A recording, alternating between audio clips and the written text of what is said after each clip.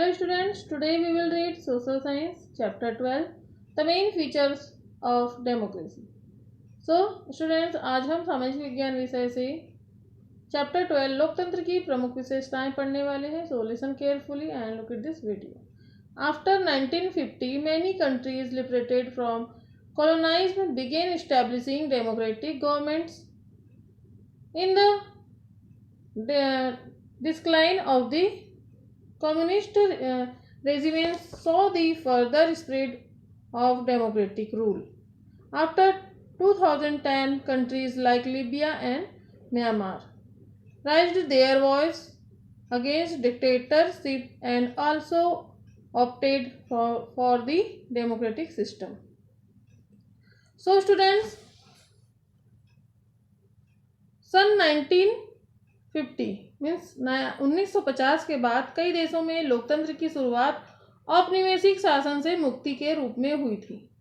सन 1990 के दशक में लोकतांत्रिक शासन का विस्तार साम्यवादी देशों के पतन से प्रारंभ हुआ था. सन 2010 के बाद से लीबिया और म्यांमार जैसे देशों में अधिनायक तंत्र मीन्स तानाशाही के खिलाफ आवाजें उठती रही और लोकतांत्रिक शासन अपनाया जा रहा है. अधिनायक तंत्र शब्द का क्या मतलब है? हम देखते हैं. अधिनायक तंत्र means dictatorship. Dictatorship is a term used to describe the rule of a person who establishes total dominion over the country. The dictator takes control of all organ of government. Called Gaddafi and General Nevin are example. Students, हम क्या समझ सकते हैं? Dictatorship means अधिनायक तंत्र शब्द का प्रयोग आमतौर पर ऐसे व्यक्ति के शासन के लिए किया जाता है जिसके अंतर्गत कोई व्यक्ति किसी देश की सत्ता पर पूर्ण अधिकार स्थापित कर लेता है. जैसे कि ये कर्नल गद्दाफी तथा नेविन अधिनायकवादी शासन के प्रमुख उदाहरण है. ऐसा व्यक्ति सेना का समर्थन प्राप्त करता है. ऐसी स्थिति में सभी विरोधी राजनीतिक दलों को समाप्त कर दिया जाता है और मात्र एक दल होता है. अधिनायक तंत्र में शासक जो है सारी शक्तियों को अपने हाथों में केंद्रित कर लेते हैं. अधिनायक तंत्र में कानून का जो आधार शासक की इच्छा होता है. शासक अपनी आवश्यकताओं के अनुसार कोई भी कानून बना लेता है. शासक द्वारा दिया गया निर्णय ही अधिनायक तंत्र का न्याय होता है. लोकतंत्र अधिनायक तंत्र से बिल्कुल विपरीत शासन प्रणाली है. यहाँ हम लोकतांत्रिक व्यवस्था पर विस्तार से चर्चा करेंगे. Listen carefully. डेमोक्रेसी हमने क्या पढ़ा था कि पिछले बार में जो म्यांमार है और जो लीबिया, उन दो देशों के बारे में पढ़ा था जहां पर क्या था, म्यांमार में और लीबिया में शासक तंत्र जो है तानाशाही था. इस चैप्टर में हम देखेंगे कि लोकतंत्र क्या है. लोकतंत्र डेमोक्रेसी.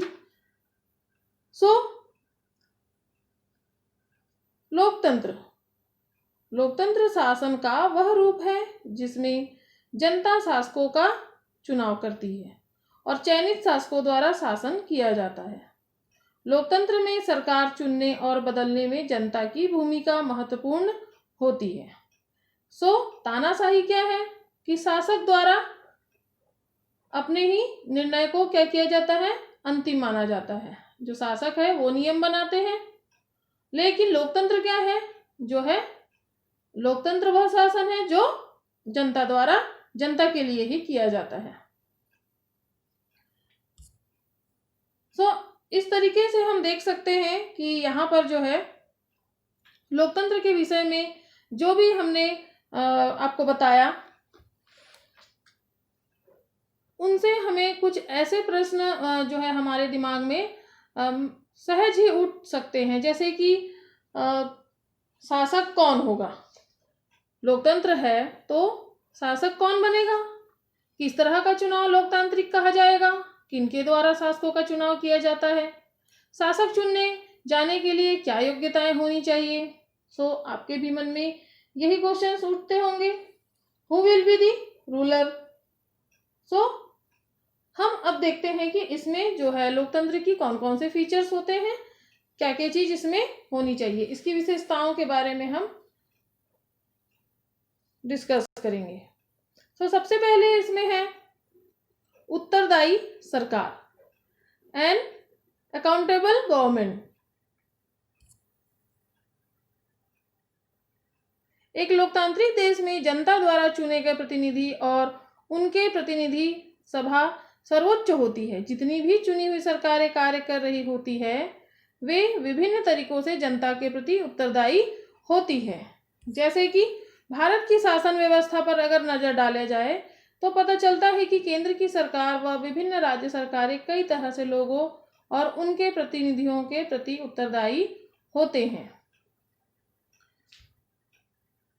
अब नेक्स्ट देखते हैं इसमें क्या है, निश्चित अवधि के बाद चुनाव। इसमें जो है सेकंड जो इसके फीचर्स हैं, विशेषताएं, वो क्या है, निश्चित अवधि के बाद चुनाव, इलेक्शन आफ्टर फिक्स्ड इंटरवल्स। सभी सरकारों का चुनाव जो है एक निश्चित समय के लिए किया जाता है। यदि जनता जनप्रतिनिधियों के कार्यों से संतुष्ट ना हो तो क्या है, तो चुनाव के द्वारा सरकार को बदल सकती है। यहाँ पर क्या है कि सरकार सत्ता में पुनः तभी आ सकती है जब जनता उसे पुनः चुने। चुनाव का समय लोगों के लिए वह समय होता है जब वे लोकतंत्र में अपनी शक्ति का अनुभव करते हैं। इस तरह निश्चित अवधि के बाद नियमित चुनाव होने पर जनता का सरकार पर नियंत्रण बना रहता है। अब देखते हैं स्वतंत्र एवं निष्पक्ष चुनाव।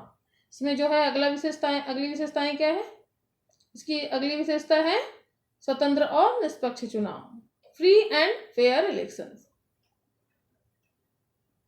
स्वतंत्र और निष्पक्ष चुनाव करवाने के लिए यह आवश्यक है कि ये चुनाव किसी स्वतंत्र संस्था द्वारा करवाया जाए। जैसे कि हमारे जो है यहाँ पर विभिन्न राजनीतिक दलों को इनमें बिना किसी पूर्व शर्त के भाग लेने की अनुमति दी जाती है। भारत में चुनाव करवाने के लिए चुनाव आयोग नाम से संस्था कार्य करती है। हमारे जो संविधान में चुनाव आयोग को स्वतंत्र रूप से काम करने के लिए कई विशेष अधिकार दिए गए हैं। नेक्स्ट देखते हैं सार्वभौमिक वयस्क मताधिकार, यूनिवर्सल एडल्ट फ्रेंचाइज।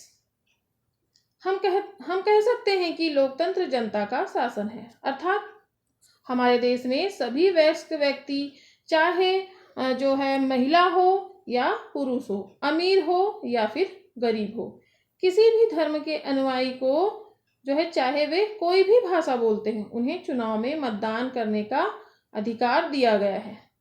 यह राजनीतिक समानता है, प्रत्येक व्यक्ति के वोट का समान महत्व है। इसमें गरीब हो या अमीर हो, शिक्षित हो या अशिक्षित, लोकतंत्र में प्रत्येक व्यक्ति के वोट की समान कीमत होती है, सभी की वैल्यू होती है।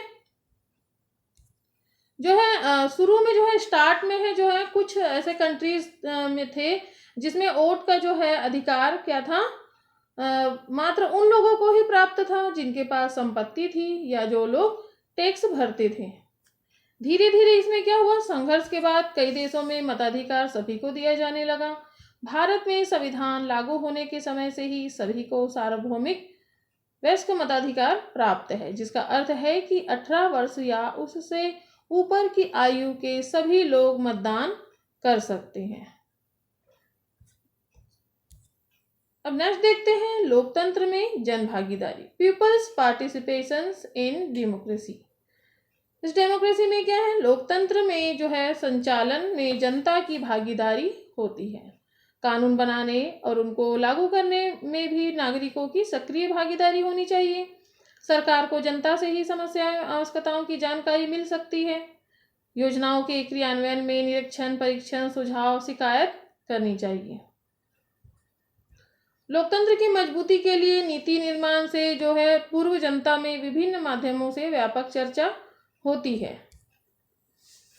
जैसे कि लोग किसी भी कानून या नीति के विषय में अखबारों में लेख लिखकर, टेलीविजन एवं इंटरनेट पर होने वाली बहस में भाग लेकर, ज्ञापन देकर, सेमिनारों, कार्यशालाओं, सम्मेलनों व अन्य कई माध्यमों से अपने विचार रखते हैं। ऐसी चर्चाओं को संचालित करने के लिए समितियां और समूह बनाए जाते हैं जनता की उदासीनता लोकतंत्र की सबसे बड़ी शत्रु है। मीन्स जो है जो वोटर को जो क्या है, जो वोट देते हैं उन्हें क्या होना चाहिए, सक्रिय होना चाहिए, और हमारी भी जो भागीदारी है वो लोकतंत्र में होनी चाहिए। अब देखते हैं कानून का शासन, द रूल ऑफ लॉ। कानून का शासन लोकतंत्र की एक सबसे बड़ी विशेषता है। कानून के शासन से आशय है कि कोई भी सरकार सभी कार्य जो कानून के अनुसार करे तथा ऐसे कार्य नहीं किए जाए जो कानून के अनुसार न हो। कानून के शासन का यह भी अर्थ है कि देश के सभी नागरिकों पर सारे कानून समान रूप से लागू होने चाहिए। किसी भी व्यक्ति को जो है कानून से किसी भी तरह की छूट नहीं मिलेगी। ऐसे बहुत से उदाहरण मिलते हैं जब देश के बड़े अधिकारियों नेताओं को सामान्य नागरिकों की तरह कानून का पालन करते हुए न्यायालय में जाना पड़ता है और उन्हें आम नागरिकों की तरह ही कानूनी प्रक्रिया का सामना भी करना पड़ता है। हमने आपसे कहा था कि अमीर हो या गरीब हो, शिक्षित हो या अशिक्षित हो, सभी के लिए क्या है, न्याय समान होता है। एंड नेक्स्ट है respect for the law, means कानून का सम्मान। लोकतंत्र में हम ऐसी संस्थाओं पर निर्भर रहते हैं जो संविधान या जो निर्धारित कानून के अनुसार कार्य करती है। कोई भी जो है गैर कानूनी कार्य करने का अधिकार नहीं है, किसी को भी क्या है, गैर कानूनी करने का अधिकार नहीं होता। इस भावना का सम्मान ही कानून का सम्मान होता है। अब नेक्स्ट देखते हैं ह्यूमन राइट्स एंड डेमोक्रेसी, मानव अधिकार एवं लोकतंत्र। मानव अधिकार वे आवश्यकताएं होती हैं जो किसी व्यक्ति को गरिमापूर्ण जीवन जीने तथा जीवन में विकास करने के लिए जरूरी होता है। इन अधिकारों के बिना लोगों का संपूर्ण विकास नहीं हो पाता। ऐसे अधिकार लोकतांत्रिक व्यवस्था में लोगों को प्राप्त होते हैं। दूसरे अर्थों में कह सकते हैं कि यदि लोगों के अपने विचारों को व्यक्त करने, विभिन्न विषयों पर बहस करने, बातचीत करने, संगठन बनाने और अन्य मानव अधिकारों द्वारा ही लोकतंत्र को अधिक से अधिक मजबूत बनाया जा सकता है। एंड इसमें नेक्स्ट है, let's see rights of minorities, अल्पसंख्यकों के अधिकार। अधिकांश देशों में जाति, धर्म, संप्रदाय, भाषा, रंग, क्षेत्र, लिंग या राजनीतिक विचार के आधार पर कुछ लोगों की जनसंख्या कम हो जाती है। इन्हें ही क्या कहते हैं हम, अल्पसंख्यक, मीन्स माइनॉरिटी राइट्स। अधिकतर देशों में जो बहुसंख्यकों का शासन होता है, परंतु लोकतंत्र के अर्थ में एक रूपता नहीं होती है। लोकतंत्र समाज में तरह तरह की विविधताओं को स्वीकार करता है, इसीलिए अल्पसंख्यकों के मत या राय का सम्मान करना लोकतांत्रिक मूल्यों का हिस्सा होता है। अतः अल्पसंख्यकों को संविधान द्वारा कई अधिकार दिए जाते हैं। अल्पसंख्यक ने हमने क्या बताया आपको, अल्पसंख्यक मीन्स जो जाति, धर्म और संप्रदाय और जो है रंग रूप से, भाषा से और एरिया वाइज, लिंग, इन सभी से क्या होते हैं, भिन्न होते हैं। और ऐसे ही लोगों की जो जनसंख्या क्या होती है, कम होती है। इन्हें ही हम क्या कहेंगे, अल्पसंख्यक कहेंगे। सो इनकी भी भागीदारी क्या होनी चाहिए, लोकतंत्र में होनी चाहिए। लोकतंत्र और समावेशीकरण, डेमोक्रेसी एंड इंक्लूसिवेंस, मीन्स लोकतंत्र और समावेशीकरण, democracy and inclusions means in a democracy the government is formed on the basis of the majority. लोकतंत्र में क्या होता है, लोकतंत्र में बहुमत के जो है अनुसार तय किया जाता है कि सरकार कैसे बनेगी। अलग अलग विचार होने पर भी हम बहुमत से लिए गए निर्णय मान लेते हैं। कई मायनों में क्या होता है, यह उपयोगी और सरल तरीका होता है, परंतु कुछ मुद्दों में यह समावेशी सिद्ध नहीं होता। अल्पसंख्यक लोग एक अलगाव महसूस करते हैं। जो लोकतंत्र को समाज में समावेशीकरण की प्रक्रिया को बढ़ावा देना चाहिए, जिससे अल्पसंख्यकों की भागीदारी सुनिश्चित हो पाए। वे अपने आप को जो है बेगाना ना समझे। सो स्टूडेंट्स, लोकतंत्र में क्या होता है, डेमोक्रेसी में ऐसे लोगों का भी समावेशीकरण होना चाहिए जो हमने बताया कि अल्पसंख्यक उनकी भी भागीदारी होनी चाहिए, क्योंकि वो अपने आप को क्या समझते हैं, अलग समझते हैं, क्योंकि वो जाति वाइज और धर्म और संप्रदाय, भाषा आदि से क्या समझते हैं, अपने आप को पिछड़ा समझते हैं। इसलिए उनकी जो भागीदारी होती है वो जन कल्याण में नहीं होती है और वो वोट देने भी नहीं जाते हैं। तो ऐसे लोगों को क्या करना चाहिए, ऐसे लोगों को कि आगे आने के लिए बढ़ावा देना चाहिए, ताकि उनकी भी जो भागीदारी है वो लोकतंत्र में हो सके और भारत एक सफल देश बन सके।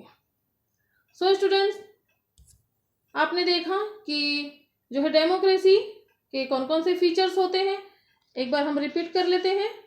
जैसे कि हमने आपको बताया था, उत्तरदायी सरकार एंड निश्चित अवधि के बाद चुनाव, स्वतंत्र एवं निष्पक्ष चुनाव, सार्वभौमिक वयस्क मताधिकार, फिर है लोकतंत्र में जन भागीदारी एंड कानून का शासन और कानून का सम्मान, मानव अधिकार एवं लोकतंत्र, अल्पसंख्यकों के अधिकार, और फिर है लास्ट लोकतंत्र और समावेशीकरण। सो स्टूडेंट्स, इन सारे जो है विशेषताओं को आपने देखा। भारत एक लोकतंत्रात्मक देश है और हम सभी को वो सारे अधिकार प्राप्त हैं जो कि लोकतंत्र की प्रमुख विशेषताएं हैं। सो स्टूडेंट्स, इस सारी विशेषताओं के बारे में आप एक बार घर में जो है रिवाइज कीजिएगा और इस चैप्टर को एक बार अपने घर में पुनः दोहराएं। Okay, take care.